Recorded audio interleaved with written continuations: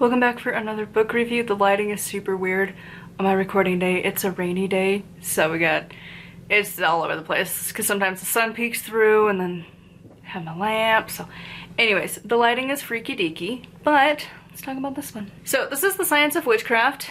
The title was so promising and then immediately does not do that. The Truth Behind Sabrina, Maleficent, Glinda, and More of Your Favorite Fictional Witches by, I don't know how to say her last name, Meg Hafdahl and Kelly Florence. So as per usual, if you've been on my channel for any length of time, you know that I don't really look that hard into the books I get from the library. It's the library, it doesn't matter. It's free, so I just get them. And so when I saw The Science of Witchcraft, I had such hopes. And then this book was not that at all. And the subtitle, you're like, And it's even worse than that. So this is just a very rambly book on like Hollywood witches from like the past 100 years or so. Like starting with like the classics of like Wizard of Oz and things, and then horror films, and then you have things like The Craft and Sabrina, the new Sabrina, and that's what this is. I gave it a 2. It's not the worst. It's not telling you that cinnamon's gonna fix diabetes or anything, but like, it's not good either. Oh, I got a comment recently, by the way, so I guess I can mention that. My rating scale is out of 5 technically, but realistically it's actually a 7 scale. So, hi, she's scared. It's thundering. Kitty cat does not approve of the thunder. But yeah, so 2 out of 5, technically 7, because 3 has, it's split. So anyways, it's not a good book. Because to be honest, the title, even though, first of all, my initial wantings of the scientific evidence behind how witchcraft could work, that's what I'm hoping for, failed me, but like whatever. But it also doesn't even give the promise for like the fictional world either. Like there's only a couple things of like, oh well, you know, the Wicked Witch of the West is green because maybe of a couple different things, like B6. If you're deficient in B6, your skin can turn greenish. Did not know that. That's different. And I thought, okay, maybe we can go there. But no, it doesn't, like, it was just a couple randoms very sporadically through here. And really, it was mostly just so rambling that it didn't actually make a point. Like, to be honest, this book, the topics, I swear it either has been done or easily could be done by the YouTube channels that do deep dives into fiction worlds. They would do a better job talking about this. They would do so much better. Like, give Film Theories that channel instead of Game Theories. Film Theories their channel. But also there's plenty that there's just so many of these like mini docu-series channels that will deep dive into random topics like this. I think they would do a better job. So let's just get into some of the things that stood out from this book. They're not, I don't know, we're just going chronologically. Page 7, can science explain the effects of scrying? Experts say it may be a combination of delusion or wishful thinking. One study of mirror gazing concluded it might be caused by low-level fluctuations of the stability of edging, shading, and outlines affecting the perceived definition of the face, which gets interpreted as somebody else by the face recognition system. Okay, but not okay. I would love to hear that discussed further. Like, sure, could be an argument maybe, but also how many of us are saying faces? Like, that's not usually how that goes. So is it the face recognition thing that's seeing patterns of like, but even then, like, if you've done actual scrying, like, because it was talking about, like, a crystal ball and whatever, like, not a lot of times you're focusing on the face. You'll recognize, like, patterns within. We've talked about crystal ball books once in a while, and it's more of, like, the patterns within it of, like, well, you know, this particular one has, like, the rainbow fractures going on, so noticing that more, or you see images of more, like, particular animals or maybe a number. Not very often is it a face, and maybe animal could count as a face, maybe, I don't know, but I don't know, it just came across as like this super judgy, like, can you believe these idiots? I just didn't love the vibe of it, and it was like, oh, okay, that's where we're going. cool. And then that, you know, we had a couple of those, but not even a whole lot from that. The next one, just, I hate humans. Page 10, we have, in 1945, a chicken named Mike was seemingly decapitated, but was found alive the next day.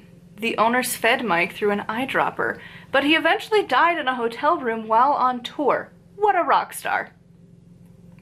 What is wrong with you? That is horrific. Can you imagine the suffering that poor creature had to go through before it inevitably died? Like, that just, and to be like, what a rock star. Like, what is wrong with you? That, like, of all of the things to word that as, that's not it. Also, what does that have to do with witchcraft? But why? It's just, why are you glorifying exploitation of a severely injured animal that is realistically in a lot of pain? Like, can you imagine how much suffering that had to go through before it inevitably died? Can you imagine doing something like that to a person and then being like, oh my god, we're gonna parade them? Which, granted, the freak shows were a thing, and they probably had stuff like that. But like, oh my god, why? I want to swear so bad, but I want to stay monetized.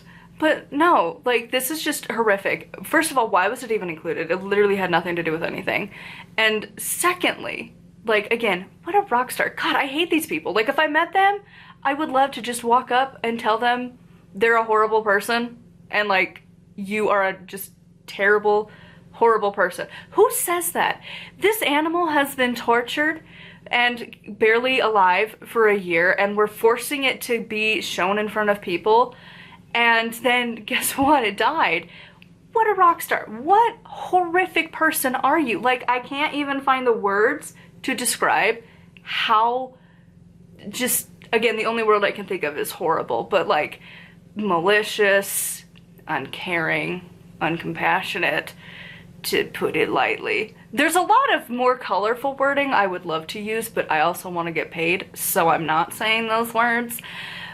But just know they're here in spirit. They're loud. Like the cruelty, to be like, celebrating cruelty of an animal. What is wrong with you? And again, for a book talking about fictional witchcraft, what even was the point in that? No. Okay, and then on page 37, it just rambles all over the place. And this just is a good context of how this book goes, of when I talk about rambling. 1 minute, we're talking about some horror film from the 60s. Then we go into extremely graphic detail about the Iron Maidens, if you don't know what that is. Oh, it's not good. Our ancestors, as I have said many a times, are a-holes, because I cannot swear. And they're just terrible people. And one of the ways they were horrifically terrible people was an Iron Maiden. It is a way to put spikes through a person, and sometimes it relatively instantly kills you, but a lot of times it manages to puncture specific parts of the body, but not enough to kill you instantly. Because again, our ancestors were horrible people. That is why I don't do a lot of the ancient ancestor work. Y'all were horrible. Bye. We don't need you. Like, you don't need to be honored. You did horrific things. And inevitably, our, like, descendants, hundreds and hundreds of years into the future, will think we were horrible people. And that's fine. We were. There was probably only a very select few that were trying not to be terrible people, but I have my doubts, because compassion was not a thing they really did. That was unmanly, and the patriarchy, and just, they were horrible people. Horrible people. So, Iron Maiden, torture device, horrific treatment to people because they were a-holes. So you go from that, right? Like, we have this random film from the 60s, Iron Maidens, of what the words, and then literally the next page we're like, boop boop, yep. Then we're talking about Ghostbusters. Yeah, how do you connect those dots, right? Yeah, that was this book. And basically, the majority of this book would, again, there's a lot of people who could do video essays on this and do it better. Like, again, you have the fiction world people who analyze it deeply, who look into the various ways you could analyze things and twist the stories and the backstory and the context of things, and they do it really well. Like, I've been obsessed with Baldur's Gate. I've been watching some talking about, like, the biggest plot twist in, what was it, like, the biggest plot twist in gaming ever, or something. And it's talking about the story with the Emperor from the Baldur's Gate 3 game.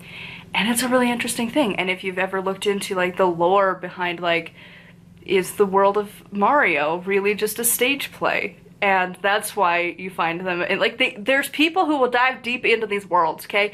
And they do a fantastic job. And again, game theory. It talks about, is this an option? Is this a thing? There's a dude who will talk about, like, the weapons and stuff, who will be like, is this possible? How can you make it possible? How can you make your sword that's like the size of your body be held on your back and get it out? There's people who do that. This book doesn't do any of that. And again, these are randoms on YouTube. Like, you got a publishing house. You have a lot of money behind this for the research, at least. And these people are just doing it for the fun of it. Like, sure, they make money, but it takes research, the same amount of research as you, to accomplish the same thing. And they do it better. They do it so much better. So really, I just didn't like this book. I think the only people who might like this is not actual witches. I think you just have to be, like, mostly a horror movie fan. It doesn't even talk a lot about witches. It's a lot of just horror films, which is not my thing. And so it's mostly that, and just if you're wanting to dive a little bit into fiction. But to be honest, again, the YouTube videos do better of diving into these stories. So anyways, and then it also had interviews throughout it as well to just pad out the paging, I guess, for that chapter. I don't even know. It was a hot mess. Not my favorite. I would love to know your thoughts if you read this one in the comments down below. A huge thank you to my patrons. If you'd like to support me, get access to exclusive content, it's patreon.com/nightbellowcrafts. And until next time, thank you for liking, subscribing, commenting, all of the stiffs. And until next time, bless be.